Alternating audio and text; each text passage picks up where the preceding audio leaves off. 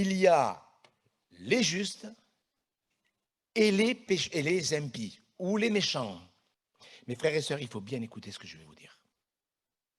Parce que si vous n'écoutez pas bien ça, vous ne comprendrez pas bien la suite. C'est comme ça. Il y a des gens, il y a des chrétiens, ils confondent tout. Ou tu crois en Dieu. Si tu crois en Dieu, tu es un chrétien.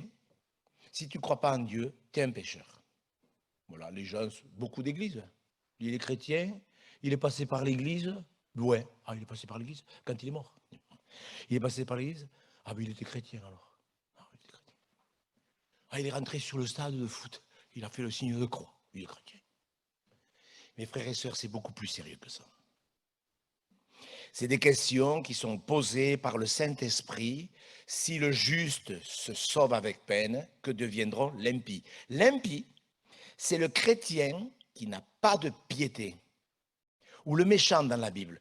Pour bien comprendre cette explication, il faut que nous lisions le livre des Proverbes. Dans le livre des Proverbes, vous avez remarqué, peut-être 200 ou 300 fois, Dieu compare le juste et le méchant.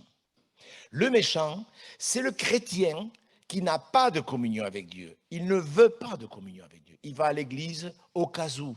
On ne sait jamais si c'est vrai. Il va à l'église en pensant que s'il prend le pain et le vin, il est en communion avec Dieu. Il croit en Dieu, mais il croit en Dieu, mais il ne croit pas ce que Dieu dit.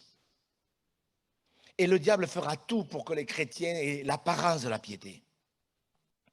Mes frères et sœurs, les élus, c'est pour ça que j'ai mis comme titre l'angoisse pour les nations, parce que c'est ce qui est écrit, et la paix pour les élus. Les justes, ce sont des chrétiens qui obéissent à la parole de Dieu.